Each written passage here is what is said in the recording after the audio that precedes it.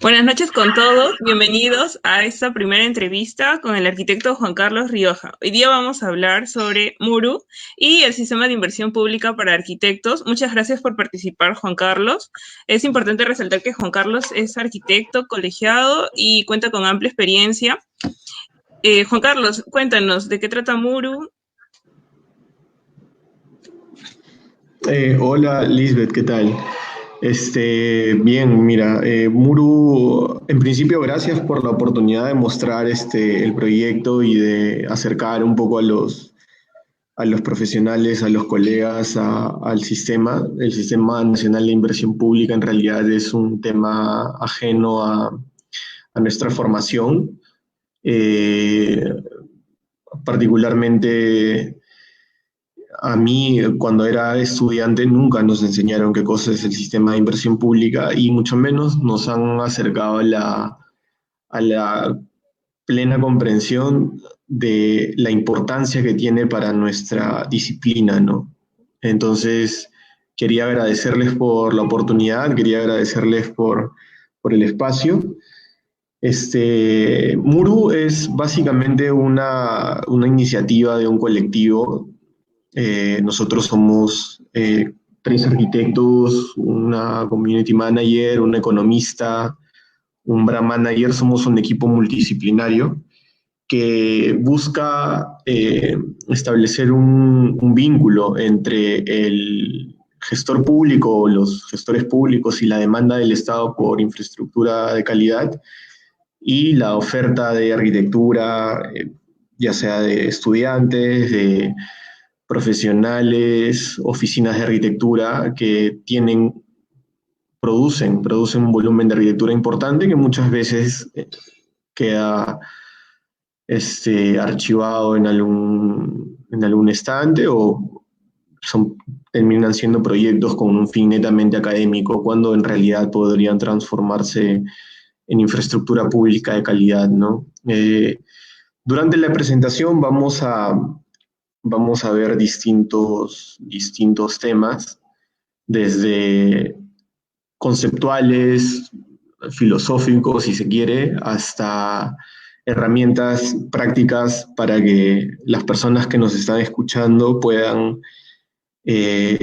ser parte de esta iniciativa de cambio de Muru, ¿no? Cambio desde la perspectiva de la mejora, de la búsqueda de la mejora en infraestructura pública en el país, ¿no? Entonces, vamos a ir paso a paso de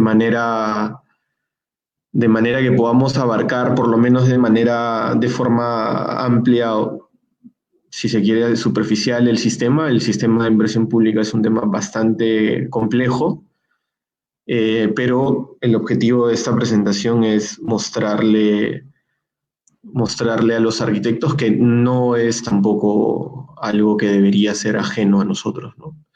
El sistema de inversión pública, visto desde la perspectiva de los arquitectos, es una situación que es urgente para nosotros. Espero que la presentación les sea de provecho en ese sentido.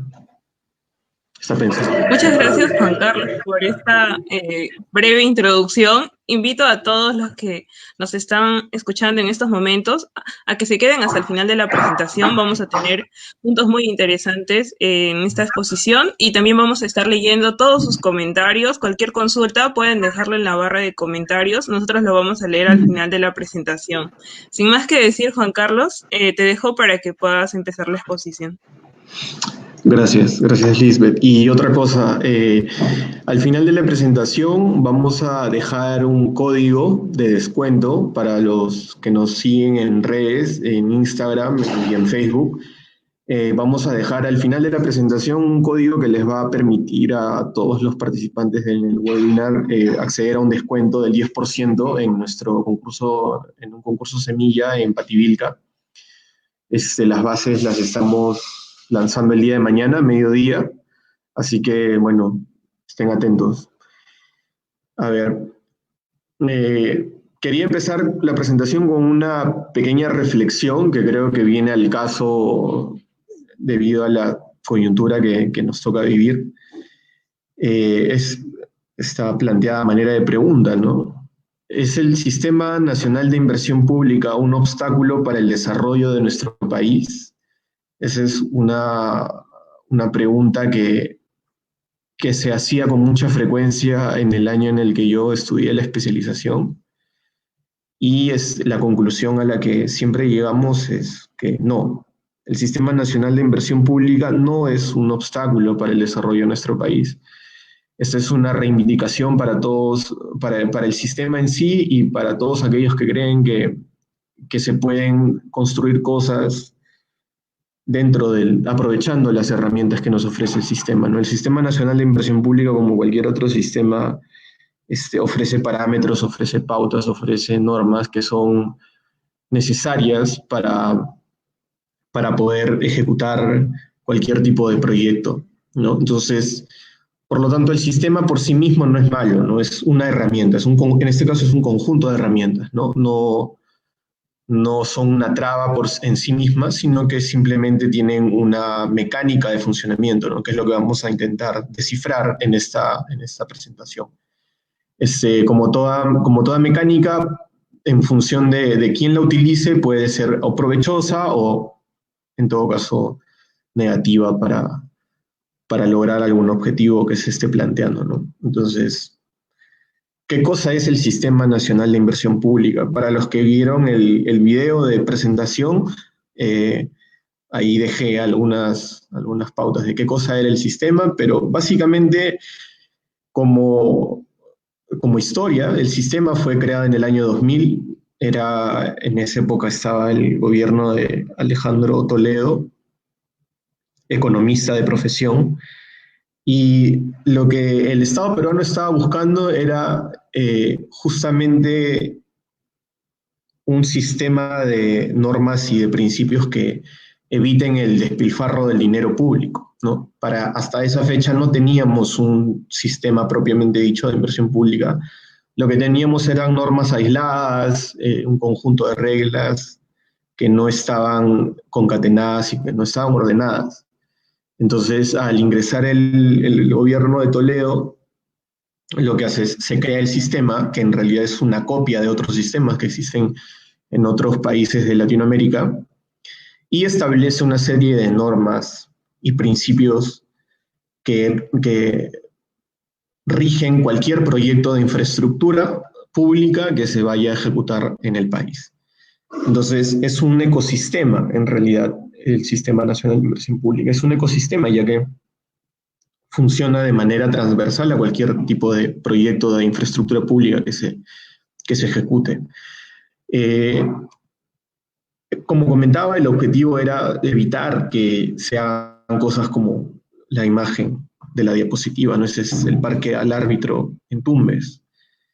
Es un espacio público sin ningún sentido y que fue construido sin mayor criterio de ningún tipo, ¿no? Sin mayor criterio técnico, o Parque El Sombrero, ¿no? Entonces, para nosotros que somos arquitectos, en realidad la infraestructura pública posee una importancia superior dentro de la construcción de ciudades de calidad. Entonces, nosotros es necesario que entendamos que no podemos construir una infraestructura pública de espaldas al Estado, de espaldas a las normas y a las pautas legales que establece el Estado, porque espacio público justamente no está bajo la administración del Estado. Entonces, previo al SNIP, el dinero público era pues mal invertido, mal gastado, sin ningún criterio de por medio ni técnico ni económico. Entonces el SNIP lo que hizo fue establecer estos parámetros que lo que hacían era básicamente exigir algún mínimo de criterio, por lo menos económico, a cualquier proyecto de infraestructura pública que se ejecute en el país, ¿no? Se empezaron a solicitar requisitos mínimos, costos de infraestructura, análisis de demandas y tal, ¿no?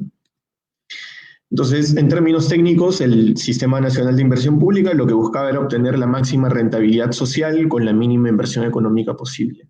Este término rentabilidad social es sumamente importante, ya que establece el primer criterio sobre el cual, o el criterio superior sobre el cual el Estado basa basa su análisis en función de los proyectos que quiere ejecutar.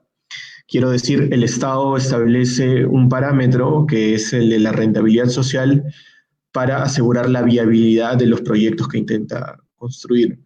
Rentabilidad social difiere del concepto de rentabilidad económica y lo vamos a analizar en las siguientes diapositivas, pero es importante sostener esta idea en la mente, ¿no? ¿Qué cosa es rentabilidad social? ¿Cómo piensa el Sistema Nacional de Inversión Pública que está logrando estos beneficios? Ya hemos dicho que el sistema lo tiene como objetivo obtener la mayor renta social, ¿no? O sea, obtener el mayor beneficio del dinero que está invirtiendo. Obviamente, el Sistema Nacional de Inversión Pública, al ser creado, pensado, diseñado y implementado por economistas, lo que hace es establecer criterios económicos para demostrar esos beneficios, ¿no? Entonces, como habíamos visto, al Estado no le interesa obtener dinero de la infraestructura pública que construye, a diferencia de una empresa privada que lo que busca es renta económica, que busca ganar dinero por el dinero que está invirtiendo. Al Estado no le interesa ganar dinero por el dinero que está invirtiendo en infraestructura pública. Al Estado lo que le interesa es obtener rentabilidad social. Carlos Gerí, economista, afirma que este es un concepto que es el que mejor resume el tema del criterio de rentabilidad social. Carlos Gerí afirma que la rentabilidad social es el valor que los proyectos aportan a la sociedad como beneficios a adquirir una vez se ejecuten y se pongan en marcha. Esto es importante. Esta rentabilidad puede ser positiva independientemente de si la rentabilidad económica del proyecto lo es o no. ¿Qué quiere decir? Que el proyecto o sostener un proyecto de inversión pública puede ser costoso económicamente hablando, sin embargo puede suponer una gran renta social. Existen muchos ejemplos de este tipo en el mundo y en el país, en los que la rentabilidad económica, el gasto que se hace en un proyecto muchas veces es superior a la renta económica del mismo, ¿no? Sin embargo, socialmente es un proyecto que es necesario y es sustentable y es viable, ¿no? Pero siempre en términos económicos, lo que le interesa al Estado es recuperar renta social, no recuperar dinero. El Estado no busca recuperar dinero, sino busca el bienestar de la población, ¿no? Y esto es un tema bastante amplio, como comentaba al principio. Vamos a hablar algo podríamos enfrentar el problema desde una perspectiva filosófica, ¿no? ¿Qué cosa es el bienestar de la población? ¿Qué cosa hace feliz a un grupo de pobladores? La felicidad podría ser un término muy, muy amplio y en realidad al Estado le cuesta mucho enmarcar este criterio, este concepto. Así que utiliza distintas herramientas económicas, ¿no? O sea, ya que no podemos cuantificar la felicidad de las personas en términos reales, lo que el Estado intenta hacer a través del sistema de inversión pública es que tú le demuestres en términos económicos qué tan pertinente es su proyecto, o si lo queremos ver de otra forma, qué tan rentable es ese proyecto. Entonces, el Estado utiliza distintas herramientas para que tú le muestres qué tan rentable es, ¿no? Entonces, una de esas herramientas es el costo-efectividad, que lo que mide es el costo del proyecto en términos económicos, el costo de una infraestructura, y lo contrasta con la efectividad del proyecto, el impacto del proyecto, ¿no? ¿Qué tanto impacto tiene en función de la cantidad de personas que está atendiendo? Entonces, en términos económicos, este ratio costo-efectividad, que es el que mostraba hace un minuto, lo que hace es mide el impacto de nuestro proyecto en función al costo económico del mismo, es decir, a cuántas personas se ha beneficiado en relación del dinero invertido. Este concepto es súper importante porque esta es una de las pocas, si no la única herramienta que utiliza el Estado para medir la viabilidad de su proyecto, para medir la rentabilidad social de su proyecto. ¿Eso qué quiere decir? Que si el proyecto, el costo del proyecto o el lugar en el que está inserto el proyecto tiene un impacto en una gran cantidad de personas, al Estado le resulta rentable el proyecto. Si la cantidad de personas que están siendo beneficiadas por el proyecto, a esto en el sistema se llama población beneficiaria. Es un concepto que utiliza el sistema para establecer al número de personas que están siendo beneficiadas por el proyecto, ¿no? Entonces, en función de la cantidad de personas es que el Estado muestra la rentabilidad de sus proyectos. Eso es súper importante tenerlo en cuenta. Sin embargo, atendiendo este asunto de forma mucho más amplia, podríamos preguntar, ¿es el ratio costo-efectividad el único método para medir la rentabilidad social? La respuesta es no, o sea, hay otros métodos económicos, hay otros métodos que atienden el problema siempre desde la perspectiva económica que miden esos ratios. Ya hemos visto que al Estado se le presenta un problema filosófico al intentar medir el bienestar de la población, ya que al Estado lo que le interesa es demostrar que efectivamente el dinero público está siendo bien invertido.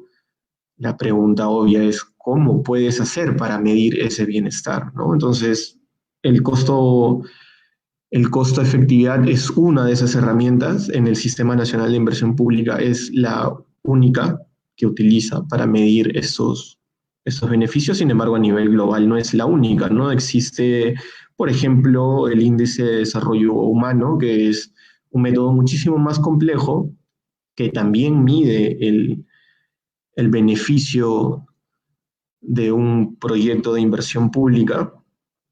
Sin embargo, todos estos índices y estos ratios atienden el problema desde una visión economicista, ¿no? O sea, es una visión que entiende que el bienestar puede ser cuantificado en términos de dinero. Nosotros somos arquitectos y a nosotros no nos forman en estos conceptos económicos. Sin embargo, todos somos plenamente conscientes de que cualquier intervención arquitectónica en cualquier lugar del país y del mundo tiene un impacto, genera un impacto. Muchas veces es un impacto negativo en un periodo de tiempo y luego se transforma en un impacto positivo. Todos nosotros somos plenamente conscientes que estos impactos son difíciles de cuantificar. O sea, el impacto real de un proyecto no puede ser cuantificado o es muy difícil de ser cuantificado. Nosotros somos arquitectos y no tenemos herramientas suficientes para cuantificar estos impactos. Imaginemos al Estado y sus limitaciones económicas o las limitaciones de la visión economicista para medir justamente este impacto. Es aún más complejo. Es aún más complejo. Se me viene a la mente el ejemplo del Centro Pompidou en París, ¿no? Cuando se construye el Centro Pompidou en París en la década del 70, hubo mucha gente que estuvo en contra de construir el Centro Pompidou. Era a todas luces una infraestructura que tenía un impacto negativo. Sin embargo, conforme fue pasando el tiempo, este edificio se convirtió en un ícono del estilo high-tech en la arquitectura mundial. Entonces, cuantificar esos impactos es muy complejo, ¿no? Es demasiado complejo. Evidentemente, una visión de una sola disciplina es bastante limitada, ¿no? Entonces, ¿acaso es necesario abordar otros enfoques que ayuden a aclarar la visión de estos impactos, que vayan más allá del económico? La respuesta evidente es sí. Necesitamos un enfoque multidisciplinario para atender, para poder clarificar estos impactos, los impactos que tiene la infraestructura pública en la vida de las personas, de los seres humanos. Nuestra disciplina, la disciplina arquitectónica, desde que se tiene registro de la misma, está enfocada estrictamente en el beneficio de la persona, ya sea a través de un objeto arquitectónico o de un grupo de personas a través del urbanismo y algunas disciplinas dentro de la carrera.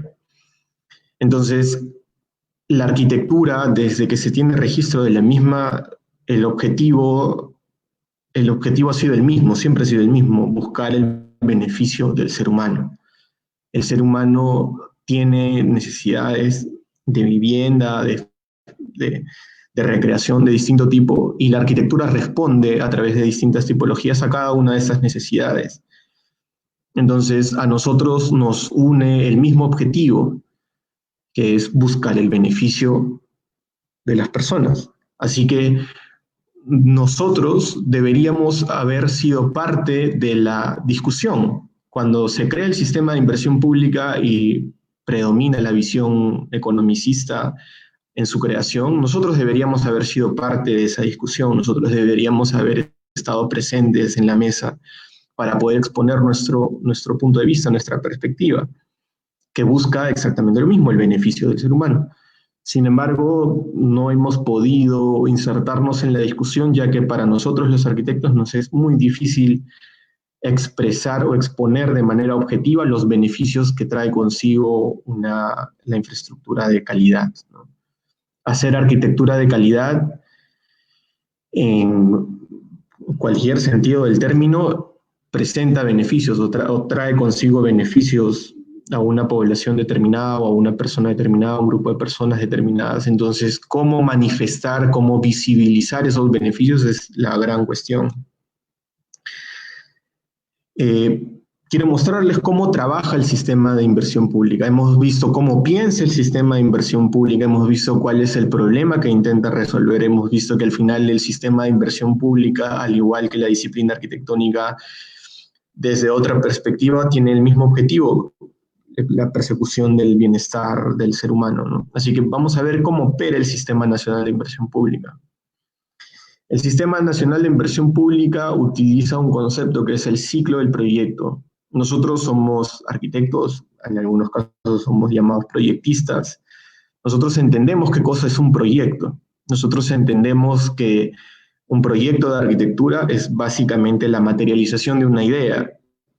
Nosotros tenemos alguna idea interesante para construir cualquier tipología en cualquier lugar del mundo, y lo que hacemos es utilizar una serie de herramientas que nos son proporcionadas en la facultad para materializar esa idea de la forma más eficiente posible en la búsqueda de esos objetivos que estemos trazando al momento de idear esta infraestructura, ¿no? El Sistema Nacional de Inversión Pública básicamente hace lo mismo, solamente que utiliza una variante de esta idea del proyecto, ¿no? Utiliza este concepto de ciclo de proyecto para transformar una idea en infraestructura materializada, o sea, en piedra sobre piedra. Es básicamente lo mismo.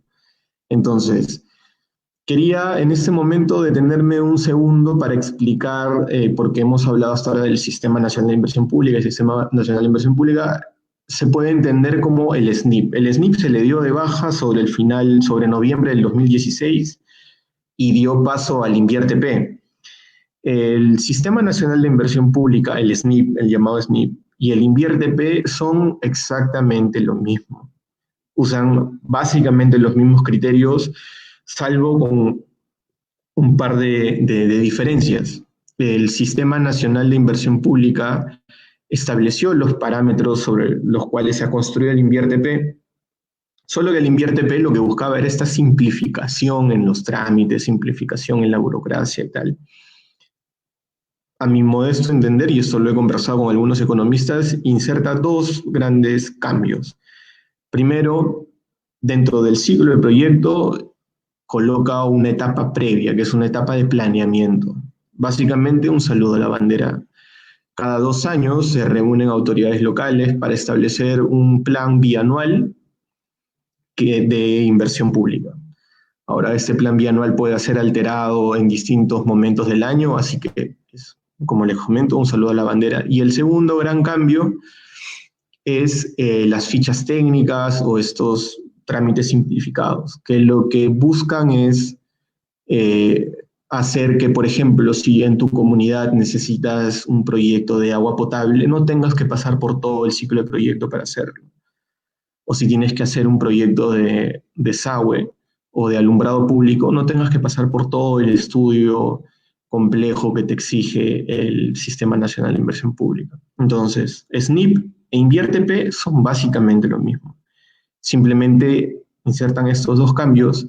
En mi experiencia como consultor y haber trabajado con algunas municipalidades al interior del país, ni siquiera se entiende completamente el sistema de inversión pública y ya lo han modificado. Entonces, hay muchas personas que ni siquiera han terminado de entender el SNIP, ya tienen que adecuarse al InviérteP. El Estado es consciente de eso y por eso es que al final se sigue trabajando con los mismos conceptos y criterios del SNIP. Entonces, habíamos hablado del ciclo del proyecto. ¿En qué consiste el ciclo del proyecto? Consiste en estas 3 etapas. Lo queremos ver desde la perspectiva del InviérteP, podríamos agregar esta etapa de preinversión, que sería la etapa 0. Pero ya hemos dicho que eso al final es un saludo a la bandera. Así que vamos a concentrarnos en estas 3 etapas, que son las más importantes y las que no han sufrido variación. La preinversión, la inversión y la postinversión. Un ciclo de proyectos que aparentemente es bastante sencillo y no muy complejo. Sin embargo, muchas personas no entienden y funcionarios públicos no entienden. Así que yo he intentado resumir el ciclo del proyecto en herramienta y objetivo, porque cualquier etapa del ciclo del proyecto tiene un objetivo específico y para lograr ese objetivo tiene una herramienta que le sirve al Estado para lograr ese objetivo. Cada una de estas etapas es un compartimento estanco, quiere decir que el único hilo conductor es la voluntad política. ¿Qué quiero decir con esto? Si tú cierras un perfil de inversión pública, no necesariamente en etapas de inversión tienes que construir en función de ese perfil de inversión pública. Podrías inventar cualquier otra cosa y sin embargo tú ya tienes tu perfil de inversión pública aprobado. Entonces, es necesario entender que el Estado le ha dado suficiente espacio al gestor público y al funcionario público para poder actuar. Hay una especie de criterio que el Estado se ha asegurado de que el funcionario público mantenga, que a algunas personas les puede parecer beneficioso, a otras no. Yo considero que es importante mantener, pero que es importante que el funcionario público posea esta idea, esto que acabo de mencionar, que es voluntad política. Voluntad política a un soporte técnico lo suficientemente sólido, realmente podría conseguir un cambio importante en el país. Y el objetivo de esta presentación es que ustedes adquieran algunos criterios básicos, por lo menos, para que cuando tengan oportunidad de conversar con algún funcionario público, sepan de qué cosa están hablando, porque muchas veces el funcionario público no tiene la más mínima idea de qué cosa es el ciclo del proyecto. Entonces, vamos por la primera etapa, la etapa de preinversión. La etapa de preinversión tiene como objetivo demostrar la factibilidad económica del proyecto. Demostrar la factibilidad económica del proyecto. ¿Qué quiere decir? Que tu idea, esta idea que puedes haber tenido tú como consultor privado o el alcalde de alguna localidad o algún funcionario de segundo orden de alguna municipalidad tiene para mejorar algún espacio de la ciudad, se inserte en el ciclo del proyecto. Entonces, ¿cómo le aseguro yo al Estado que el dinero público que va a invertir en esta infraestructura que estoy proponiendo, en esa biblioteca, en este mercado, en este colegio, ustedes pongan el nombre, está siendo bien invertido? ¿Cómo hago eso? Lo hago a través de un perfil de inversión pública. Un perfil de inversión pública es un documento que el Estado ha normado. Hay un anexo en el SNIP, el anexo 04, me parece que el InviérteP es el anexo 06, que establece pautas mínimas para un perfil de inversión pública. Entonces, para efectos prácticos, a nosotros no nos interesan lo de las fichas técnicas, ni nos interesan los otros documentos que ha insertado el InviérteP, porque ese tipo de infraestructura es infraestructura básica. Agua potable, desagüe, eso es infraestructura básica. Nosotros lo que estamos intentando hacer es mejorar la ciudad a través de otro tipo de infraestructura. Entonces, nosotros como arquitectos vamos a hablar del perfil de inversión pública. Entonces, Como comentaba, este perfil de inversión pública tiene una serie de pautas, tiene una serie de parámetros, está normado, tiene una serie de requisitos mínimos y hasta el SNIP, ninguno de esos requisitos mínimos contemplaba la existencia de un anteproyecto de arquitectura. Es decir, para el Estado, el anteproyecto de arquitectura no existe. Sin embargo, como hemos visto hace un momento, el Sistema Nacional de Inversión Pública tiene un objetivo clarísimo, que es a través de este ratio costo-efectividad demostrar la viabilidad económica del proyecto. ¿Cómo lo hace si ni siquiera tiene un anteproyecto de arquitectura lo suficientemente claro como para poder ser cuantificado y mucho menos lo coloca como requisito mínimo? Esa literalmente es una de las fallas del sistema. El sistema falla en muchas cosas y una de esas cosas es justamente la,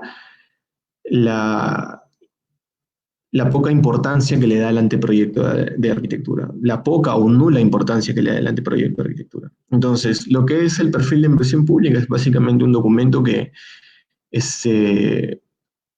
busca conocer la infraestructura pública que estás intentando intervenir, busca conocer la demanda, busca conocer la oferta en términos de cuántas personas se está atendiendo, si es un mercado, cuántos usuarios hay, cuántos usuarios potenciales existen, dónde está ubicado, un poco de geografía, un poco de historia, o sea, es básicamente conocer el servicio que se está interviniendo, cuál es la oferta que actualmente existe en ese servicio, cuál es la demanda que existe y cuál es la demanda potencial y tal. Siempre en función siempre hablando en términos económicos, ¿no? Cuántas personas existen en el lugar, cuántas personas utilizan el servicio y tal, por qué lo quieres utilizar, por qué lo quieres modificar, en fin, es una especie de memoria descriptiva del proyecto. Hablando en términos de sistema para arquitectos, es una especie de memoria descriptiva. Estamos dibujando el paisaje del proyecto, ¿no? Luego pasamos a la etapa de inversión. En la etapa de inversión, el objetivo de esta etapa es ejecutar eso que yo ya he demostrado que es necesario económicamente y que es rentable socialmente, ¿no? Entonces, una vez que yo le he demostrado al Estado que el proyecto es rentable socialmente, yo tengo que ejecutarlo, tengo que construirlo. Para esto, dos herramientas básicas, fundamentales y súper claras: un expediente técnico y el proceso de ejecución.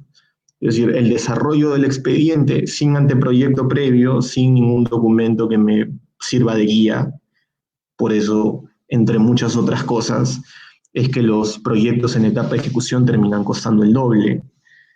En fin, pues hay mucho que comentar respecto de esta etapa, pero necesitamos el desarrollo del expediente técnico, cuesta centenas de miles de soles, y la ejecución del mismo valorizado en millones de soles, ¿no? El objetivo es justamente materializar esta propuesta que ya se ha demostrado viable en la etapa de preinversión.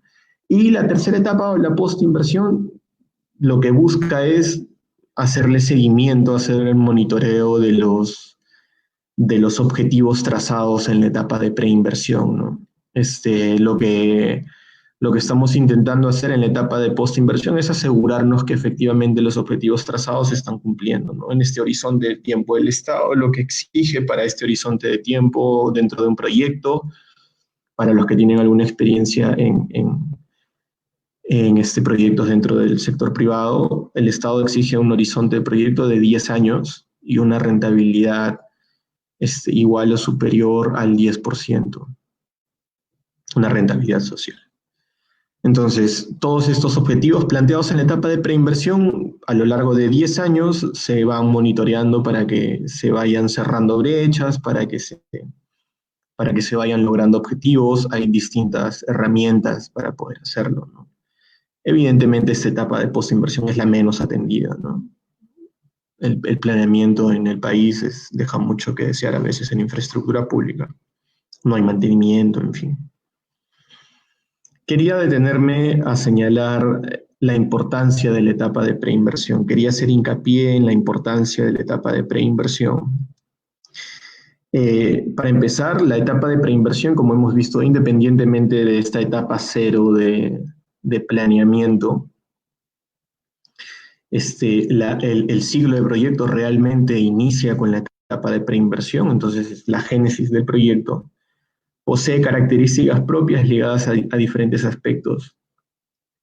Todas las municipalidades distritales y provinciales del país poseen autonomía para declarar viables sus proyectos de inversión, sus perfiles de inversión pública. Hemos visto en la diapositiva anterior que la etapa de preinversión utiliza el perfil de inversión pública como herramienta para lograr el objetivo, que es demostrar que el proyecto que se está planteando es rentable para el Estado y por ende, una vez que ha sido demostrada esta rentabilidad, todas las municipalidades del país, salvo algunas excepciones, porque el sistema desde el año 2000 se viene implementando de manera progresiva y ya son muy pocas las municipalidades distritales y provinciales que están por fuera del sistema.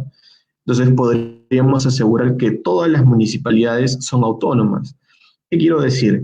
Que todas las municipalidades cuentan con un órgano descentralizado que declara viables sus propios perfiles de inversión pública.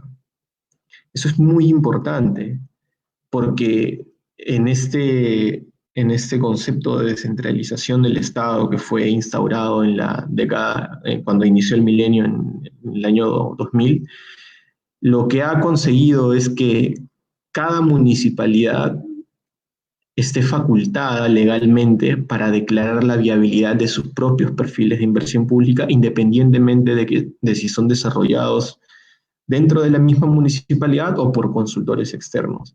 La única diferencia está en la capacidad de gasto de cada municipalidad. ¿Qué quiero decir? Evidentemente un perfil de inversión pública tiene un costo. Este costo, cuando el perfil se desarrolla dentro de la municipalidad por el equipo técnico de la municipalidad, que se llama unidad formuladora, es el nombre que le pone el sistema a estos equipos técnicos que desarrollan los perfiles de inversión pública dentro de las municipalidades. Cuando son elaboradas por estas unidades formuladoras, evidentemente el gasto es gasto administrativo. Está dentro del presupuesto de la municipalidad. Si hay municipalidades que tienen mayor capacidad de gasto que otras. Vamos a verlo sobre el final de la presentación. Entonces, hay municipalidades que cuentan con recursos para pagar sus propios perfiles de inversión pública. Es más, existe en el punto 2, nombro esto, existe una partida específica en el presupuesto público destinada a pagar estos estudios de preinversión o estos perfiles de inversión pública. Literalmente se llama estudios de preinversión. Entonces, ¿qué quiero decir? El primer punto, las municipalidades tienen autonomía de gasto. Segundo punto, el Estado les da plata para elaborar estos perfiles de inversión pública.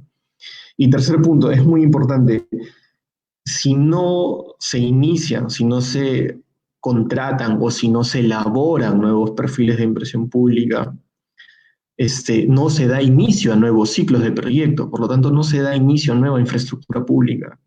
Eso es importante tenerlo en cuenta. Entonces, vamos a suponer que hay una municipalidad con capacidad de gasto, y esa municipalidad con capacidad de gasto contrata la elaboración de perfiles de inversión pública.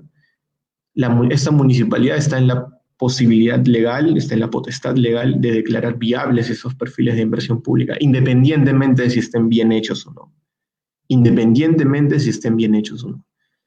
Para todos aquellos que hemos ido al interior del país y hemos tenido alguna experiencia de trabajo con gestión pública al interior del país, conocemos las limitaciones de los organismos técnicos al interior del país. Así que muchas veces, si no es siempre, esta etapa de preinversión se pasa por alto, es un saludo a la bandera. Y sin embargo, nosotros estamos en la lucha en Muru para que se le reconozca el valor o el real valor que tiene la elaboración de un correcto perfil de inversión pública. La etapa de preinversión es fundamental en el ciclo del proyecto. Es la génesis del proyecto. Un proyecto que inicia mal está condenado a terminar mal. Entonces, es por eso que me quería detener en la importancia de esta etapa etapa del ciclo del proyecto. Entonces, hemos visto más o menos cómo funciona el sistema, cómo piensa el sistema, luego cómo opera el sistema, que el sistema reconoce al proyecto, lo entiende como el ciclo del proyecto, lo divide en 3 etapas y nos hemos mostrado la importancia de la etapa de preinversión, ya que es la etapa en la que se da inicio al ciclo del proyecto y sobre todas las cosas es la etapa que le prueba al Estado, que sirve para que el Estado entienda que su dinero está siendo bien invertido, que el dinero se está transformando en infraestructura pública que se va a convertir en rentabilidad social, en este concepto de rentabilidad social, en beneficios para la población, ¿no? En bienestar para la población, ¿no? Eso es importante tenerlo en cuenta. Entonces, ¿cuál es el problema real de la infraestructura pública del país? La brecha de infraestructura pública del Perú está calculada en 6.200 millones de dólares. 6.200 millones de dólares al año pasado. Hay un artículo en el Comercio que se llama Infraestructura Pública. El problema que no queremos atender fue escrito el año pasado. Muestra este dato con evidencia económica palpable. Así que es una brecha que está creciendo año a año. No se está cortando, está creciendo. Porque, entre otras cosas, la demanda por infraestructura pública crece y el Estado no está en la capacidad de atenderla. Esa es una de las batallas que estamos dando en Muru. El año 2019, vamos a verlo más adelante, hemos hablado de esta partida en específico para estudios de preinversión. El Estado dejó de invertir el 45% de esa partida. ¿Qué quiero decir? El Estado utiliza el ciclo del proyecto. Dentro del ciclo del proyecto hay una etapa de preinversión. El Estado reconoce esta etapa, la importancia de esta etapa, y le asigna una partida de dinero en específico. Y el Estado el año pasado dejó de invertir cerca de la mitad de ese dinero. Cerca de la mitad de ese dinero, lo que asciende a 234 millones de soles. Cerca de 240 millones de soles se dejaron de invertir en estudios de preinversión. Entonces, en perfiles de inversión pública. Entonces, son cerca de 240 millones de soles que se dejaron de invertir en nuevos proyectos de infraestructura pública en el país. Si uno le suma a ese problema el hecho de que el dinero que ya se invierte es dinero muchas veces mal invertido, porque se gasta pagando se utiliza pagando perfiles de inversión pública mal elaborados o elaborados de manera deficiente, el problema es aún más grave porque no se están iniciando nuevos ciclos de proyectos, ¿no? Vamos a un dato de este año, el 2020. ¿Cómo está avanzando el gasto o la inversión este año? Hasta septiembre-octubre del 2020 se había gastado menos de 20% de una partida de cerca de 650 millones de soles destinada única y exclusivamente a estudios de preinversión. Nuevamente, hasta el final de la presentación vamos a hacer una búsqueda en vivo para poder mostrarles dónde está el presupuesto público, cómo pueden ustedes acceder a él. El presupuesto público es, como su propio nombre lo dice, es público. Cualquier peruano, cualquier ciudadano con acceso a Internet, no solamente de ese país, de cualquier parte del mundo, puede acceder al presupuesto público del país. Está todo el dinero que el Estado ha destinado y en las partidas, en la forma en la que lo ha hecho, del 2020 hasta los años anteriores. Vamos a ver un poco de eso. Entonces, este año el Estado peruano había destinado cerca de 650 millones de soles, de los cuales solamente se ha gastado el 18.8%, es decir, menos del 20%. Esta es una tabla que muestra cómo se está gastando el presupuesto para estudios de preinversión de cada una de esas provincias. Estamos rankeando las que menos gasto han hecho, evidentemente. Lidera la tabla Lima con 101 millones de soles. destinados a estudios de preinversión, ojo que son estudios de preinversión, de los cuales solamente se ha gastado el 7.5%. Existe en Lima una municipalidad, no voy a decir su nombre, existe en Lima una municipalidad que tiene asignados cerca de 9 millones de soles para estudios de preinversión y ha gastado menos del 1%. ¿Qué quiero decir? Que el problema no necesariamente está en provincia. El problema es un problema sistémico. Es un problema que está en todo el Sistema Nacional de Inversión Pública. El Estado no puede gastar el dinero público, no porque no tenga las herramientas para hacerlo, porque hemos señalado que el Estado se ha encargado de dar autonomía a cada una de las municipalidades locales y distritales para declarar viables sus propios perfiles de inversión pública, sino que es un problema de capacidad técnica. Muchas veces los funcionarios públicos ni siquiera saben cómo funciona el sistema de inversión pública, mucho menos tienen conciencia de qué cosa es el presupuesto público, cómo gastar su plata, ni siquiera cuánta plata tienen.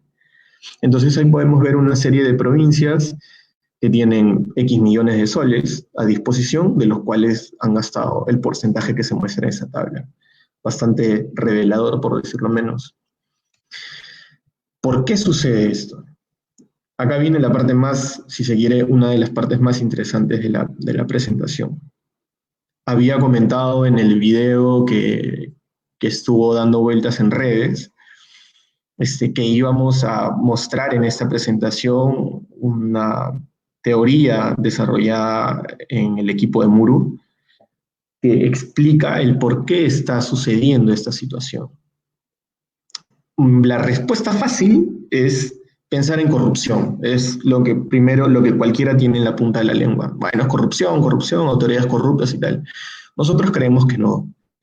Nosotros creemos que la corrupción, si bien es cierto, es parte del problema, no es la principal causa del problema. La principal causa del problema es la incapacidad técnica de los equipos encargados de administrar el dinero público dentro de las municipalidades, dentro de los distritos. Cada municipalidad distrital y provincial tiene autonomía de gasto, tiene equipos destinados a gestionar el recurso público. Entonces, si bien es cierto, las autoridades corruptas son un problema real, a nuestro entender, la verdad es que la incompetencia es mucho más perniciosa que la corrupción en ese sentido. Sin embargo, como hemos mostrado hace un momento, al principio de la presentación, el sistema lo que es básicamente un conjunto de normas que tienen este objetivo de demostrarle al Estado que su plata está siendo bien invertida. Entonces, básicamente, si tú no eres capaz de demostrarle al Estado que el dinero público está siendo bien invertido, el Estado no va a financiar tu proyecto de inversión pública. No va a financiar el proyecto de inversión pública. Entonces, el Estado desarrolló este sistema miope en el sentido de que utiliza solamente las herramientas economicistas o esa perspectiva economicista de la realidad y no ve la otra parte de la realidad, no ve las cosas desde una perspectiva bastante sesgada. Entonces, a partir de esa perspectiva bastante sesgada es que ha elaborado sus normas y sus parámetros. Uno de estos parámetros es el de la población beneficiaria. La población beneficiaria es justamente esta población que se ve impactada directamente por la presencia o la existencia de la infraestructura que queremos construir. Entonces, ¿cómo hace el Estado? ¿Cómo hace el Sistema Nacional de Inversión Pública? Habíamos hablado de estos conceptos de costo-efectividad. Entonces, la efectividad es básicamente el beneficio de la existencia de este proyecto, ¿no? Si no hay la suficiente población beneficiaria, el costo del proyecto o el proyecto en sí nunca va a poder ser rentable, porque el costo siempre va a terminar superando al beneficio. Si el Estado entiende que los beneficios del proyecto son expresados en función de la cantidad de la gente que atiende, al no existir la suficiente cantidad de personas, el costo del proyecto siempre va a terminar superando al beneficio. Por lo tanto, ese proyecto nunca va a poder ser rentable. Este mapa lo que muestra es un dato de densidad poblacional que nos expone ante una realidad. 1/3 del país vive en Lima, lo cual nos convierte en un país extremadamente poco denso. Son muy pocas las ciudades fuera de Lima que tienen una densidad poblacional suficiente como para poder soportar alguna infraestructura de calidad. Para nosotros, técnicamente hablando, este es el problema del por qué no se construye infraestructura pública de calidad en el país. Esta idea de que un proyecto es rentable única y exclusivamente en función de la cantidad de personas que son beneficiadas por el proyecto.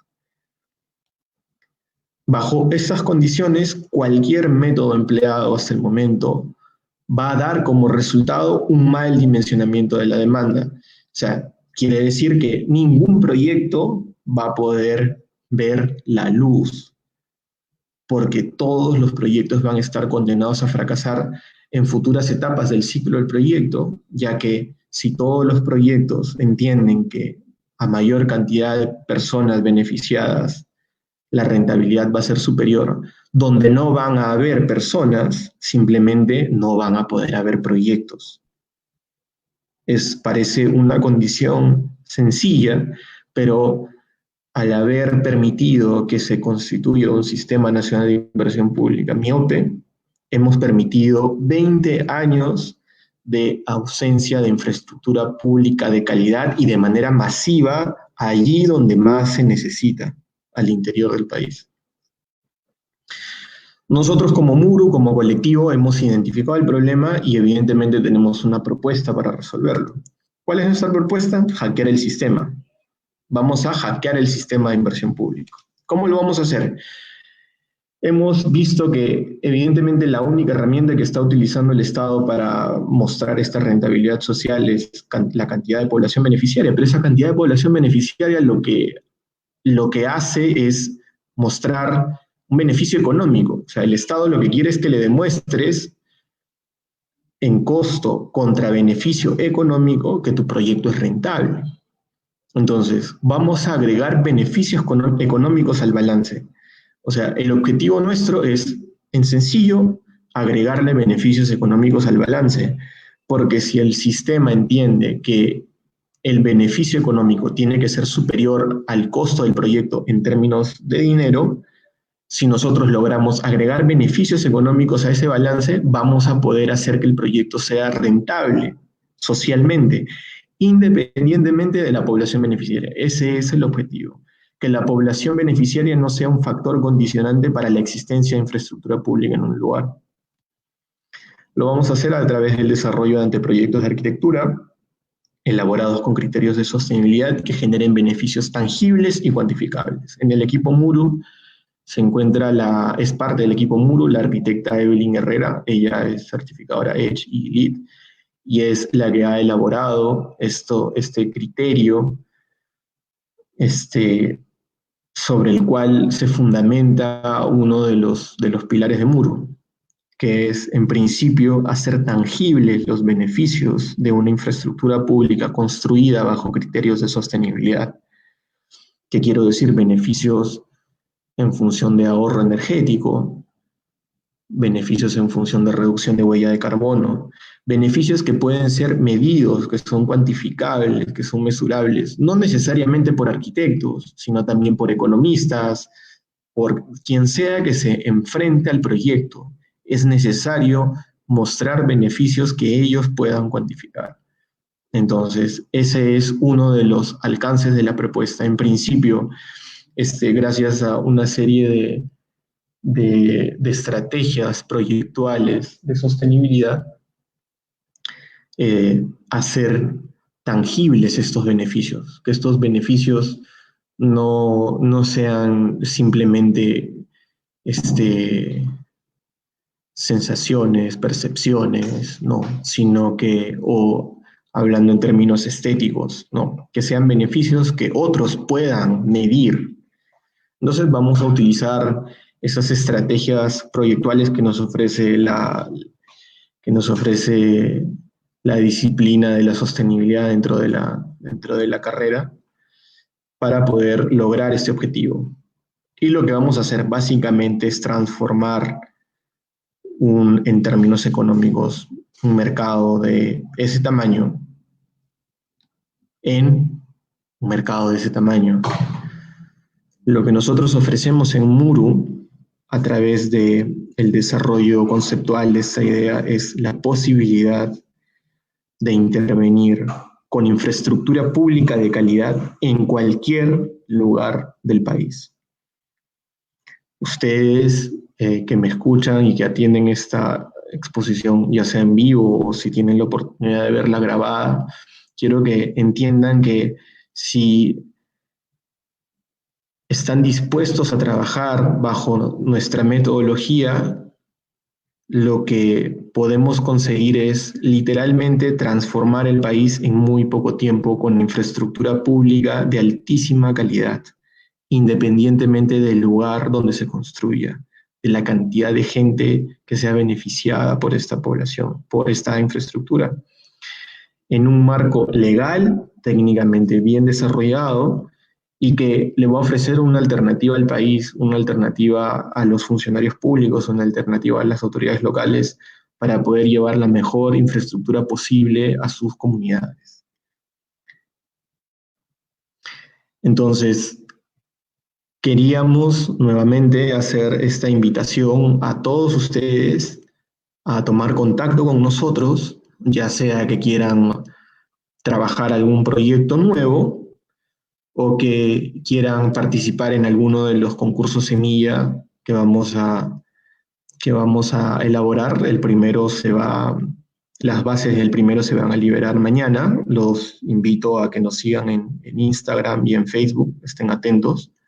Mañana a mediodía se liberan las bases del primer concurso semilla en Pativilca, que es la materialización de esta invitación. Nosotros evidentemente nos vamos a encargar de la viabilización del anteproyecto de arquitectura que resulte ganador del concurso, y vamos a iniciar el cambio.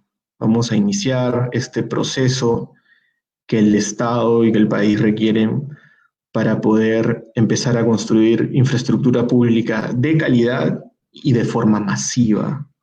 De forma masiva.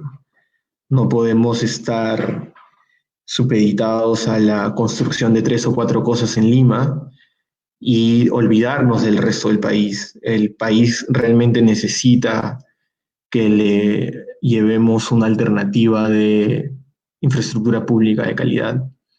Así que lo que vamos a hacer ahora es iniciar una conversación.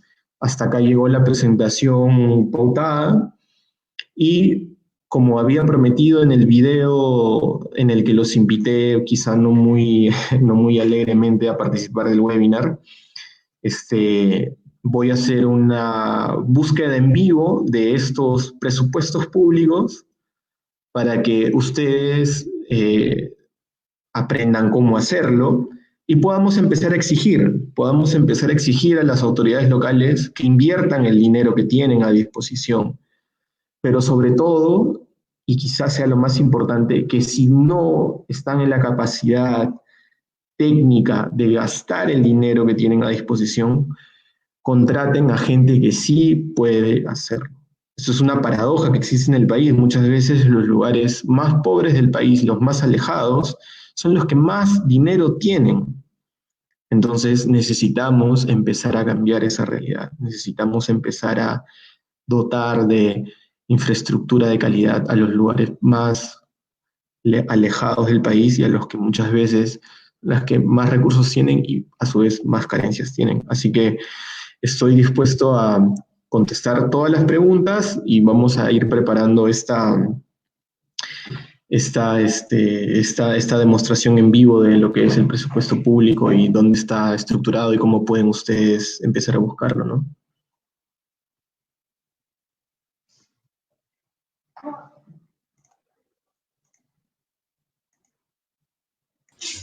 Muchas gracias por la presentación, Juan Carlos. Me ha parecido muy interesante. Animo a todos los que nos están mirando y que están interesados a participar en el concurso a que dejen sus consultas, ya sea sobre la presentación o sobre las bases del concurso. Y Juan Carlos, una consulta. En el caso de las personas que están interesadas en participar en el concurso, ¿cuáles son las fuentes, las redes donde pueden encontrar mayor información sobre este? Tenemos una página web, se llama murulatam.com.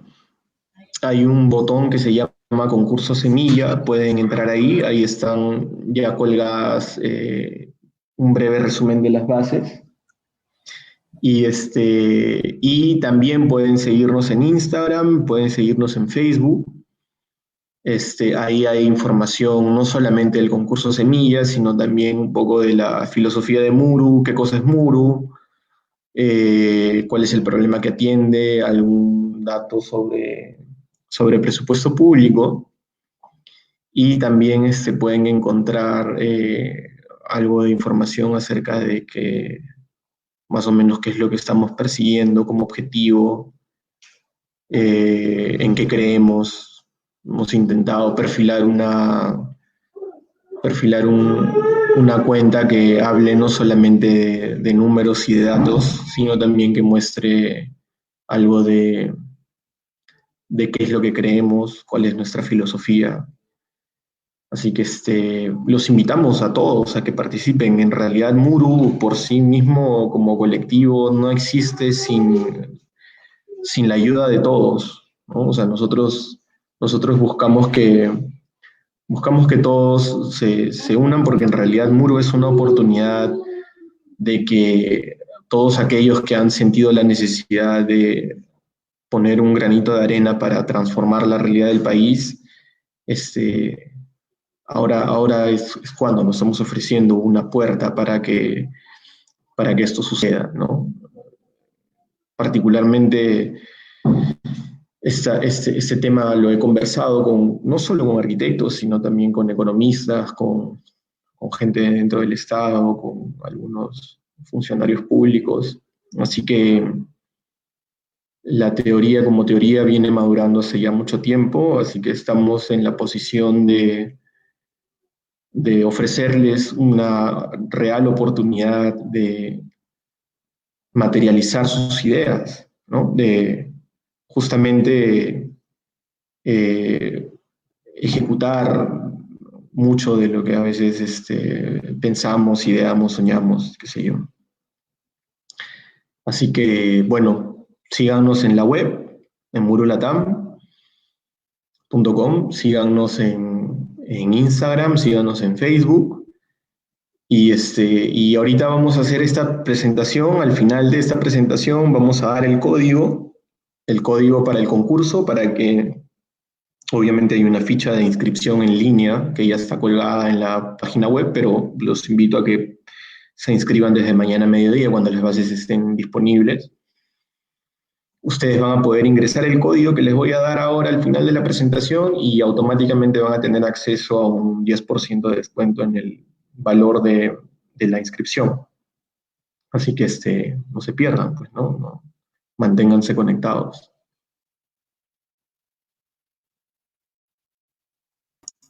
Si hay alguna, Hola, Juan Carlos. Pregunta, yo encantado. Hola, Juan Carlos. Buena presentación. Estaba atento ahí todo el momento. Tengo unas preguntas para ti. ¿Me escuchas? ¿Se escucha? Te escucho perfectamente, Robert. Sí, según la presentación que has estado comentando, entonces, ¿cuál es la realidad? O sea, nosotros normalmente vemos las noticias todos los días y generalmente cuando escuchamos a un alcalde de una municipalidad distrital, de una municipalidad dentro de Lima, escuchamos lo de siempre, que el dinero no alcanza para hacer los proyectos.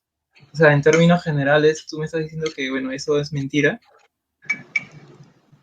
Cuando falta dinero para una reconstrucción de una biblioteca o de un parque zonal o en general, algo que necesite cierto distrito. O sea, siempre vienen con esta noticia de que, bueno, el dinero está dirigido hacia otros proyectos o no hay suficiente dinero para esto, para lo que tú pides, para lo que uno quiere. ¿Cómo es la situación entonces actualmente? Hay que entender que cada municipio en realidad es una realidad particular, ¿no? Quiero decir, podría darse el caso que efectivamente el alcalde de esa municipalidad no tiene dinero, pero si no tiene el dinero, puede ser porque el funcionario a cargo de elaborar el presupuesto público el año anterior no lo hizo bien o efectivamente ya está gastado. Ahora, hablando de coyuntura actual, ustedes si han prestado un poco de atención a lo de las noticias, una de las cuestiones que ahorita está en, en- en- en el ojo público en este Congreso es la aprobación del presupuesto público del año 2021. Eso está en agenda y eso es algo que se tiene que aprobar antes de que se acabe el mes. El presupuesto público de cada año, por ejemplo, el del 2020 se trabaja el 2019, este 2020 se está trabajando el 2021, es un presupuesto que se trabaja a lo largo del año. Ahora, es un presupuesto es un tema bastante delicado y está en manos de qué clase de gente, ¿no? O sea, está en manos de personas que muchas veces no están capacitadas para administrar correctamente el fondo público. Si tú le sumas a este problema la realidad de los funcionarios que trabajan en municipalidades al interior del país, bueno, el problema es doblemente grave. Entonces, muchas veces las autoridades locales, ya sea alcaldes o estos políticos que vemos en las noticias, muchas veces repiten lo que les dicen funcionarios ineptos debajo de ellos. Pero la realidad es una. La realidad es que el presupuesto público está al acceso de todos los peruanos. Y si en el presupuesto público no figura el gasto como gasto, ese dinero sigue en manos de ellos. Yo podría contar N anécdotas.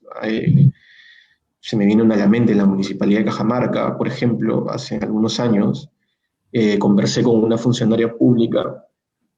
Yo tenía esta herramienta del CIEF amigable, que es la que vamos a mostrar ahora, y esta funcionaria pública no sabía que tenía el dinero, un presupuesto para estudios de preinversión, y la primera vez que yo me reuní con ella me dijo, arquitecto, pero no tenemos plata.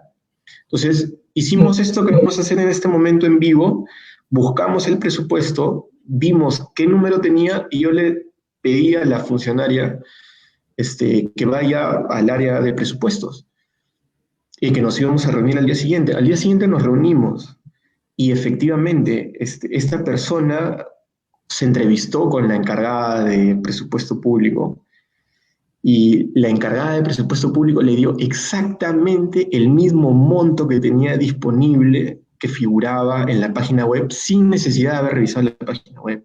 Muchas veces es desconocimiento del sistema, de lo que Desconocimiento. así es, a decir que no tienen la plata cuando en realidad no saben que tienen la plata.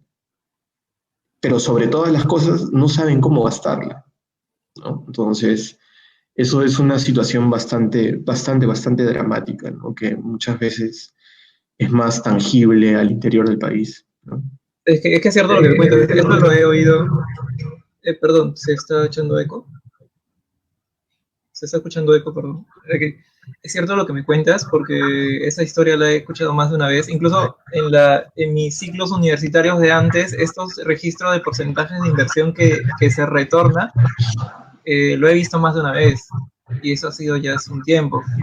Y que se repite, que se mantenga esta línea de retorno es grave. O sea, todo el tiempo que siempre estamos en la etapa de estudiantes, pensamos de que, bueno, el dinero era bastante difícil ingresar un proyecto de inversión por el principal problema era el dinero.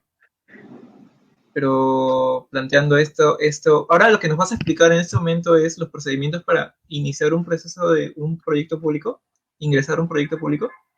Lo que vamos a hacer ahora es un poco, como lo dije en la invitación, voy a mostrar una herramienta fundamental para conseguir presión, ¿no? Quiero decir, si nosotros sabemos cómo está gestionando nuestra autoridad local el presupuesto público y vemos que efectivamente no está gastando la plata, es nuestro deber exigir que la plata se gaste, pero no solamente que se gaste, sino exigir saber cómo se está gastando y en qué se está gastando. Y si no se está gastando, ¿por qué no se está gastando? Así que lo que vamos a hacer ahora es, vamos a darle algunas herramientas a los que nos escuchan y a los que nos verán seguramente en alguna repetición de este webinar, para que puedan hacer el seguimiento del presupuesto público. Pero el seguimiento no del presupuesto en total, no de todo el presupuesto público, que lo podrían hacer, pero sino de esa partida en específico que se llama estudios de preinversión. Eso es lo que vamos a ver en este instante. Y lo que quería era, acotar un poco tu intervención, efectivamente, es una especie de verdad que se repite ya o sea, como un sinsentido. Que te digan que no hay plata, no hay plata, no hay plata, y sin embargo, al final del año quedan estos saldos de balance, que es el término económico correcto. Yo no soy economista, pero me he visto forzado a aprender algunos términos económicos. Estos saldos de balance siempre siempre quedan al cerrar el año, ¿no? Y muchas veces estos saldos de balance son vistos como algo positivo. O sea, quiero decir, devolverle plata al Estado es visto como un indicador de calidad de gestión. Eso es una deformación completa del sistema, ¿no? El problema, como he comentado al principio, es muchísimo más amplio de lo que podamos discutir en un webinar de 1 hora o 2 horas. Muchísimo más amplio, y el sentido de mostrar, por ejemplo, esta herramienta que es bastante práctica, justamente hacer notar que hay algunas cosas que podemos hacer, hay información que está al alcance de la mano, que si estuviera presentada de otra forma o si fuera algo mucho más accesible o de conocimiento público, podríamos tomar acción para que algo se haga, ¿no? Desde la gestión pública. Claro. Juan Carlos, antes de que nos muestres la página, tengo una pequeña pregunta. Yo, evidentemente, no he ingresado, nunca me he visto involucrado en un proyecto de inversión pública. Siempre he tenido esta duda. Todo este tipo de proyectos está obligado a entrar en un previo concurso público para selección, para aprobación. No. ¿O no? No. A ver, el Sistema Nacional de Inversión Pública, por lo menos el SNIP, que yo soy especialista en SNIP, luego cambió a InviérteP, pero me he tomado el trabajo también de estudiar InviérteP. Es básicamente lo mismo, pero ambos tienen un problema en común, que es el desconocimiento o si se quiere, aunque suene un poco duro, el menosprecio del anteproyecto de arquitectura, ¿no? Por lo menos el desconocimiento de la importancia del anteproyecto de arquitectura. El Estado no compra anteproyectos de arquitectura. El Estado no tiene una partida en específico para comprar anteproyectos de arquitectura. Yo hice una presentación hace un par de meses justamente para abordar este problema de los concursos públicos, los concursos abiertos de arquitectura o concursos públicos de arquitectura. Encontramos, a raíz del problema que hubo de estos parques bicentenarios, los arquitectos que nos escuchan seguramente estarán al tanto de esto, hace un par de meses hubo mucho revuelo en la comunidad de arquitectos por este concurso para parques bicentenario, 24 parques bicentenario, 25 parques bicentenario, uno en cada departamento del país, que tenía como premio un trofeo. O sea, eso está en la web del CAP. En la web del CAP te ofrecían un trofeo por tu trabajo. O sea, esa es realmente la importancia que le da el Estado peruano al anteproyecto de arquitectura. Ese es el valor que le da un trofeo. Entonces, ¿pero por qué sucede esto? Esto no sucede porque nuestros amigos del CAP sean mala gente o se estén quedando con la plata y qué sé yo. Sucede porque el Estado peruano no puede pagar anteproyectos de arquitectura. O sea, el presupuesto público no está diseñado para pagar anteproyectos de arquitectura, no reconoce el anteproyecto de arquitectura, no le reconoce. Es contradictorio. Los números son un poco contradictorios, ¿no? Extremadamente contradictorio. Entonces, a raíz de este concurso fallido, al final se le dio de baja al concurso, evidentemente, hubieron pronunciamientos del CAP, el CAP se dejó de apoyar el concurso, hubieron pronunciamientos de los colectivos de estudiantes de arquitectura, de la Ricci, de la de Lima, de la Católica, en fin, de los colegios regionales. O sea, ¿por qué? Porque evidentemente muchos lo tomaron como un maltrato, pero en realidad es lo que tiene el sistema para ofrecer. O sea, es lo que tiene el sistema, pero es un problema sistémico, no es un problema específicamente de un concurso en particular. Yo mismo he participado el año pasado en un concurso al interior del país, no voy a decir el nombre de la provincia para no herir susceptibilidades, espero que este webinar tenga ese alcance, pero fue en el sur, hubo un concurso de arquitectura organizado por la municipalidad local y por el CAP local, por el Colegio de Arquitectos de la localidad, y hubo un ganador, se declaró un ganador. Hasta ahora no se le paga. Hasta ahora no se le paga. Y así hay N ejemplos de concursos elaborados por distintas municipalidades, concursos abiertos de arquitectura, que no se pagan. No se pagan. ¿Y por qué no se pagan? No se pagan porque el Estado no tiene forma de pagarles. Porque la municipalidad, en muchos casos ineficiente por sí misma, es aún más ineficiente cuando tiene que pagar un producto que el Estado peruano no reconoce como tal, ¿no? O sea, el Estado peruano es un niño de pecho al que se le intenta alimentar con carne premium, si se quiere. O sea, que no existe, perdón, el eco, o sea, no existe un procedimiento legal actualmente para remunerar un proyecto de inversión. Hay una ley, tengo entendido que hace muy poco tiempo se elaboró una ley para concursos públicos, se llama. Sin embargo, no sé si la ley está implementada, no sé si se utiliza correctamente. Lo que sí puedo decir es que no se usa en la dimensión que se necesita, ¿no? Nosotros, o sea, el país necesita infraestructura pública masiva. O sea, nosotros necesitamos infraestructura pública de calidad de manera masiva. Nosotros somos un país en estado terminal, si se quiere, en infraestructura pública. Entonces no nos pueden ir dando algún panadol de cuando en cuando. Entonces la ley de concursos públicos, si bien es cierto, me parece que ya ha sido aprobada o está en proceso de aprobación, no está implementada, o si está implementada no se usa porque, bueno, el problema es mucho más complejo. O sea, al interior del país las capacidades técnicas son muy, muy, muy limitadas, ¿no? Entonces, hay muchos problemas ahí por atender, ¿no? Sí, por supuesto. Ahora, si nos puedes indicar cómo funciona este proceso que vas a demostrarnos. Excelente. En principio, voy a regresar bueno, estoy utilizando Bing, pueden utilizar Google, como quieran. En Google, lo primero que vamos a hacer es buscar la palabra CIAF amigable, las palabras. Vamos a buscar el CIAF amigable. Yo los invito a revisar todos esos tutoriales y tal, pero básicamente el CIAF amigable es esta página de transparencia, es una página del MEF, es información pública proporcionada por ellos, y nos muestra todo el presupuesto público de todo el año, de todo el país, desde el distrito más pequeño hasta el distrito más grande, la municipalidad más grande, gobiernos regionales y tal. Este presupuesto público en esta web se actualiza a diario.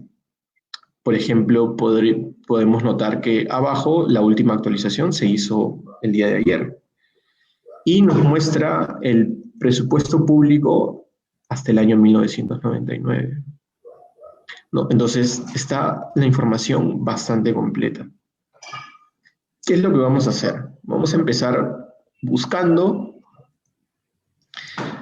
por municipalidades. ¿Qué es lo primero que hice? Lo primero que hice fue darle clic en total y buscar el nivel de gobierno que es como vamos a empezar a hacer la búsqueda del presupuesto, ¿no? Acá tenemos 3 opciones: nacional, local y regional. Hay Buscamos que uno en Lima, entender, ¿te parece? podemos ir a Lima, por supuesto. Claro, para que la gente comprenda qué tan cerca está de este proceso. Ajá. Vamos a ir a gobiernos locales, que son municipalidades y distritos. Le damos un clic siempre acá y buscamos gobierno local. ¿Quién gasta? Entonces tenemos municipalidades y tenemos mancomunidades. Vamos a ir a municipalidades, evidentemente. Siempre le damos un clic primero a la pestaña que queremos buscar y vamos a ver quién gasta. Obviamente esta web podría ser diseñada mejor, le falta ahí una vuelta de experiencia de usuario, pero es lo que hay. Acá tenemos todas las municipalidades del país, las 25 municipalidades, 24 incluyendo la del Callao. Vamos a ir a Lima. Están en orden alfabético, yo las puedo ordenar por cualquiera de estas pestañas, pero vamos a dejarla en el orden alfabético, vamos a buscar Lima. Obviamente Lima tiene provincias. Yo podría preguntarle a la web qué provincia quiero, o la web me está preguntando a mí, como quieran ponerlo, quién está gastando, o sea, cuál es el organismo que está gastando dentro de la Municipalidad de Lima. Bueno, tenemos todas estas provincias: Lima, Barranca, Cajatambo, Canta, Cañete, tal, tal, tal. Vamos a ir a Lima. Sí. La Municipalidad de Lima. Como ya estamos en la Municipalidad de Lima, obviamente nos quedan toda la serie de distritos, porque ya agotamos las opciones municipales. Entonces tenemos todos los distritos legalmente constituidos de la provincia de Lima. Vamos a buscar una en particular, que es la que más me llama la atención por la cantidad de plata que no gasta. La cantidad de plata que tiene y la cantidad de plata que no gasta. Municipalidad Distrital de Puente Piedra. Vamos a buscar esa partida en específico que yo había dicho que el Estado destinaba para estudios de preinversión. Entonces, una vez que le di clic a la Municipalidad Distrital de Puente Piedra, voy a buscar la categoría presupuestal de la cual estoy hablando. Entonces, ya estoy en el presupuesto de la Municipalidad Distrital de Piedra distribuida en partidas presupuestales, si se quiere, gruesos presupuestales. Por lo general, estudios de preinversión se colocan dentro de asignaciones presupuestarias que no resultan en productos, porque no es obra pública la que resulta de un contrato de estudios de preinversión.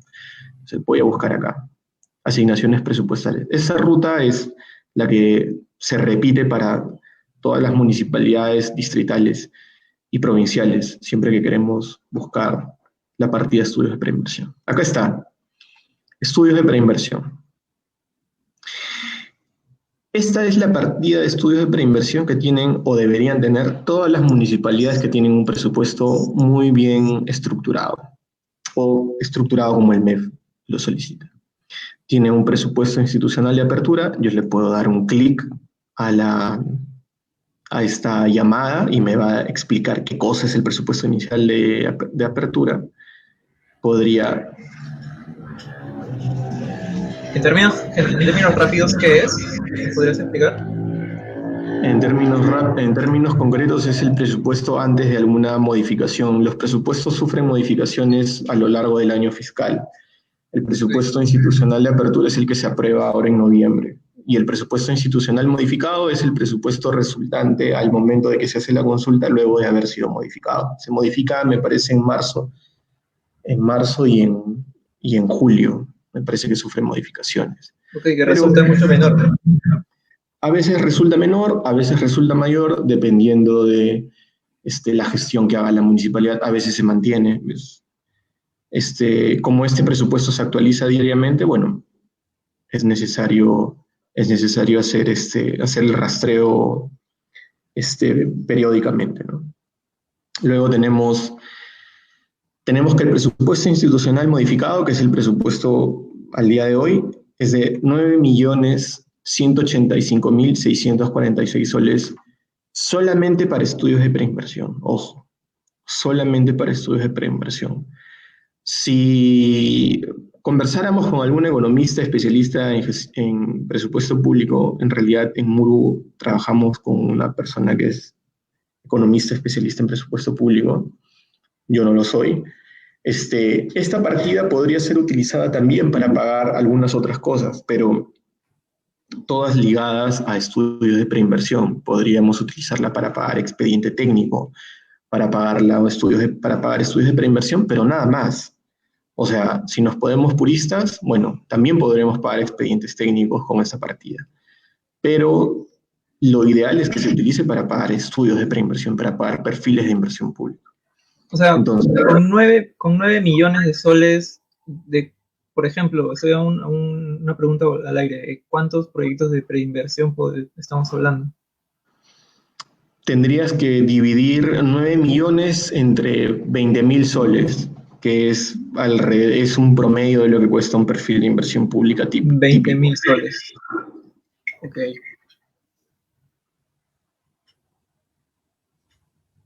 Sí, bien. No, o sea, si haces el número, también lo puedo hacer yo, pero es un 9 con 6 ceros. Estamos hablando de 450 perfiles de inversión pública. 450 nuevos proyectos solamente en la Municipalidad de Puente Piedra, hablando de un costo promedio. Podría ser menos, podría ser más, pero en promedio un perfil de inversión pública te cuesta entre 15 y 20.000 soles. Si nos ponemos en el caso de que costara 20.000 soles, estamos hablando de 450 proyectos nuevos, infraestructura pública nueva en Puente Piedra, solamente este año, 450. ¿Cuánto se ha gastado de esa partida? 1.7%. Solamente se ha gastado 1.7% al mes de noviembre. Estamos hablando de Puente Piedra. Es bajísimo, teniendo en consideración que podríamos iniciar 450 nuevos ciclos de proyectos solo este año que podrían transformarse en un periodo muy corto de tiempo en nueva infraestructura pública a beneficio de todos los ciudadanos. Entonces, así de dramática es la situación. Estamos hablando de Puente Piedra. Podríamos hacer la búsqueda de cualquier municipalidad en cualquier lugar del país. Y lo que nosotros tenemos como dato es que de esta partida de estudios de preinversión, solamente se ha gastado el 18.8% al mes de septiembre, ¿no? Entonces, ¿para qué nos sirve esto? O sea, a lo que quería llegar. ¿Para qué nos sirve esto? Por ejemplo, si yo soy un poblador de Puente Piedra y mi hijo no tiene un parque donde jugar, bueno, yo con este dato puedo ir a la municipalidad de Puente Piedra y exigir que se invierta este dinero, o en todo caso preguntar por qué no se está invirtiendo este dinero, por qué tengo que ver condenado mi calidad de vida o por qué tengo que ver disminuida mi calidad de vida si el Estado peruano me está diciendo que hay presupuesto. Entonces, es un problema que evidentemente hay más de 2.500, hay 2.534 municipalidades al interior del país. El problema es muy, muy, muy grande. No podríamos atender de manera específica a cada una de las municipalidades, pero sí necesitamos que las personas que viven en estos lugares, acá está todo el presupuesto de todo el país, podríamos buscar en cualquier municipalidad, en cualquier lugar del país, se empapen del problema y exijan lo que a todas luces es una necesidad para todos y efectivamente hacer visible el problema, ¿no? ¿Por qué no se está gastando el dinero público? ¿Por qué no se está invirtiendo el dinero en espacio público de calidad? ¿Por qué no se está invirtiendo en pistas, en veredas, pero no pistas y veredas de concreto y que tienen al peatón pues en último lugar, ¿no? No, ¿por qué no se hace urbanismo de calidad? ¿Por qué no se hace espacio público de calidad? ¿Por qué no se hacen bibliotecas públicas? ¿Por qué no se hacen, Claro. por qué no se hace infraestructura de segundo piso, ¿no? Cuando está el recurso. ¿no? Entonces, evidentemente es una discusión amplísima, pero de la que nosotros no somos parte, ¿no? Nosotros los arquitectos no somos parte. Se nos ha excluido de la conversación. Entonces, uno de los objetivos de Muro es hacer eso, ¿no? Regresar a la disciplina o devolverle a la disciplina la importancia que nunca debió perder, ¿no? La arquitectura tiene el potencial de transformar la vida de las personas, literalmente, mejorar su calidad de vida, ¿no? A través de un mejor espacio público. Pero no podemos hacerlo si vivimos de espaldas al Sistema Nacional de Inversión Pública. No podemos hacerlo si no somos conscientes de este ecosistema, de lo que nos exige, de sus normas, de sus parámetros, de que es como una especie de Matrix, ¿no? Me gusta a mí hacer esta analogía, ¿no? Es una cosa que está ahí, que permea en todo, y sin embargo no somos conscientes de él, no nos lo enseñan en la facultad. Entonces, esa situación nosotros creemos que en Muru la podemos ir resolviendo de a pocos y con la ayuda de todos, evidentemente, ¿no? Sí, entiendo, sí, se entiende perfectamente. Entonces, para resumir brevemente, yo como arquitecto, las personas que están con muchas ganas de generar proyectos de infraestructura pública, gente joven, gente con ganas de poder cambiar su localidad con ideas novedosas, nuevas, tienen la posibilidad de poder generar ese proyecto y poder hacerlo viable mediante los términos legales que actualmente te ofrece el Estado y las municipalidades. ¿Es posible? Por supuesto. Por supuesto. Esto también quería un poco ir también redondeando esta idea con una especie de discurso, si se quiere, ¿no? O sea, no es necesario destruir el sistema a razón de lo que está pasando en el país, de la coyuntura política actual, ¿no? No es necesario destruirlo, es necesario conocerlo, saber cómo funciona, saber cómo opera, para poder trabajar dentro de él. O sea, el sistema por sí mismo no es malo, o sea, no es un sistema inherentemente malo. Es un sistema, y punto, ¿no? Yo he escuchado muchísimos alcaldes distritales y tal decir, no, el MEF no me da la plata, el MEF no esto, el sistema no me queda. Hay un artículo muy, muy interesante en el cual yo he basado un poco esa presentación, que habla acerca del SNIP, ¿no? Es el SNIP el enemigo del Estado, y la respuesta es no. La respuesta es no. O sea, el SNIP no es el enemigo del Estado, porque el Estado, como cualquier... O sea, el Estado lo que es administrar el recurso público, no busca administrarlo de la manera más eficiente, ¿no? Y utiliza el SNIP como una herramienta, ¿no? Pero no quiere decir que traiga consigo, pues, o sea, no está libre de errores, no está libre de fallos. Entonces, nosotros como arquitectos tenemos que aportar nuestra visión, complementar la visión del SNIP, ¿no? O sea, ampliar la perspectiva con la que aborda el problema el SNIP. El SNIP se ha enfocado únicamente en una visión economicista del problema. Bueno, muéstrame la plata para poder darte el dinero, para poder darte el presupuesto público para el proyecto que quieres ejecutar. Entonces, hemos visto en una diapositiva la realidad del país, y esa realidad evidentemente no la vamos a cambiar de la noche a la mañana. No podemos obligar a la gente a que se distribuya de manera mejor en el territorio. No podemos aumentar la densidad poblacional hasta lograr hacer un proyecto viable en los términos en los que el sistema entiende que debe ser viable.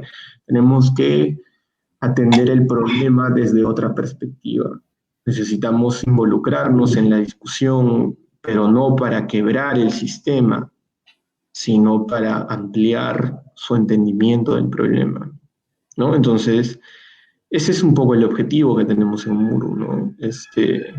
Ayudar a los arquitectos y a los estudiantes de arquitectura, a los estudiantes de otras disciplinas afines, no tienen por qué ser exclusivamente arquitectos, a acercar sus propuestas a la realidad. O sea, ofrecerles, mejorar la probabilidad de que sean materializadas. Nosotros ofrecemos esa posibilidad. Nosotros maximizamos la probabilidad de que la infraestructura que tú estás proponiendo se ejecute. Se ejecute. Ese es el objetivo de Muro. Ese es el objetivo de Muro, maximizar la probabilidad. No podemos asegurar que la infraestructura pública que tú estás proponiendo se vaya a ejecutar, porque estamos plenamente conscientes de que la voluntad política es un factor determinante en la ejecución de infraestructura pública. Pero sí podemos ofrecer una salida legal, técnica, que viabilice tu proyecto, que en la actualidad no existe. Actualmente no existe una salida. Simplemente si tú quieres hacer una biblioteca pública de altísima calidad, con estándares arquitectónicos, si quieres europeos, no se puede materializar, no se puede. Está condenado el país a infraestructura pública mediocre, a parques mal hechos, sin criterio técnico. O sea, el país está condenado. Nosotros estamos ofreciendo una alternativa que creemos que es una alternativa que es perfectamente posible. El sistema nos permite eso y no quería dejar de nuevamente extender la invitación a todos los que nos escuchan, ya sea en vivo o que nos escuchen en alguna repetición que seguramente colgaremos en nuestras redes o en las redes de ustedes también, a que nos contacten, a que se involucren, a que aprendan un poco más del sistema, a que estén pendientes en cómo va a ser estructural el presupuesto público del próximo año, que seguramente va a venir ajustado por el tema de la pandemia, pero el recurso que tenemos, a aprovecharlo bien, a identificar en qué municipalidad hay recurso suficiente para poder construir infraestructura pública. De repente alguno de los que nos escucha tiene contacto con algún alcalde de alguna municipalidad en algún distrito muy pobre, pero con muchos recursos, es la paradoja del sistema. Y que quiera realmente transformar la ciudad en términos de infraestructura pública, su ciudad. Nosotros les estamos ofreciendo una alternativa para llevarlo a cabo. Una alternativa que por lo menos resuelve el problema técnico. Evidentemente el problema político es una discusión completamente distinta, pero por lo menos hay una salida técnica al problema. Claro, poniendo todo esto sobre la mesa, uno se puede dar cuenta de que no es tan complicado, más que el principal problema que se puede concluir es el desconocimiento por parte tanto de los municipios como por parte de los del otro lado, de nuestro lado, los diseñadores y los que tienen las ideas para poder cambiar este panorama actual que vivimos en la ciudad. Uno sale a las calles y como arquitectos, como ingenieros, en mi caso, sales a las calles y ves una cantidad de proyectos en tu cabeza que puedes decir, yo puedo cambiar esto podría ser de una manera distinta, aquí podría haber una biblioteca en este asentamiento humano para la población que lo necesita, pero de ahí a la realidad hay un vacío que ni siquiera se llega a resolver en la universidad. Yo sé que gran parte de la gente en la universidad sale con este desconocimiento, incluso yo, con clases de gestión que hemos tenido todo, creo que este panorama, el cual lo ha explicado Juan Carlos, no se nos ha visto resuelto de la manera que yo en este momento lo estoy atendiendo y estoy aprendiendo. Así que el desconocimiento creo que es uno de los principales problemas que debemos atacar, y más que todo este equipo que está organizando Juan Carlos, el equipo Muro, creo que es especialista en estos, es evidentemente especialista en estos temas, y para todos los diseñadores que están buscando generar, crecer y incentivar proyectos de inversión pública, es obligatorio poder contactarlos para que sepan más del tema. Eso creo que nos compete a todos.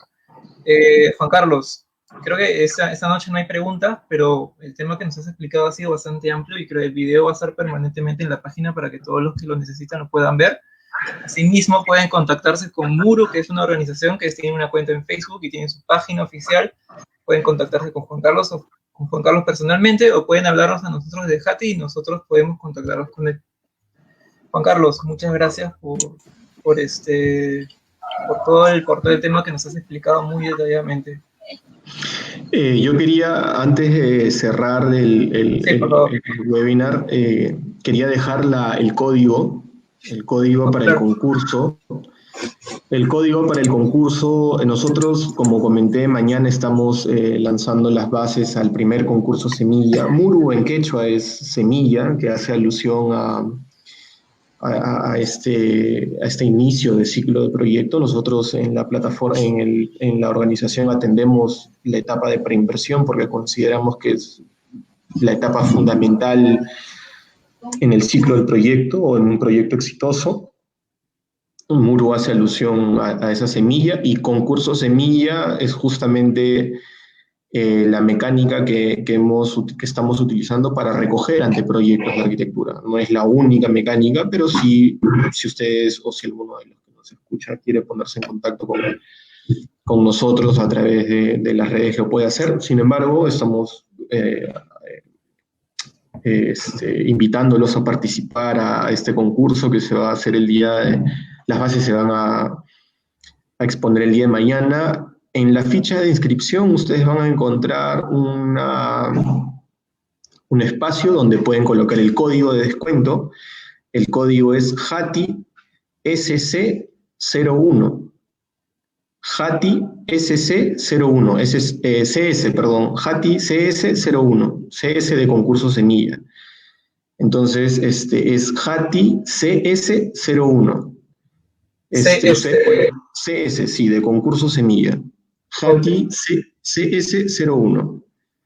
Si ustedes colocan el código, van a acceder automáticamente a un descuento del 10% en la inscripción. Síganos en redes, en realidad el concurso o la inscripción al concurso está muy barata, se van a enterar mañana. El valor del concurso es bastante económico, es justamente un concurso para jóvenes arquitectos. La única limitación que estamos poniendo es el de la edad. O sea, sí también hay un espacio en la ficha de inscripción para que coloquen su número de DNI, esto con el fin de validar que al momento de la inscripción ustedes tienen menos de 35 años, ese es el único requisito. No necesitan estar colegiados, titulados, pueden ser alumnos de últimos ciclos, pueden ser arquitectos, pueden ser diseñadores de interiores, pueden ser arquitectos de interiores, pueden ser ingenieros civiles, pueden ser estudiantes de ingeniería.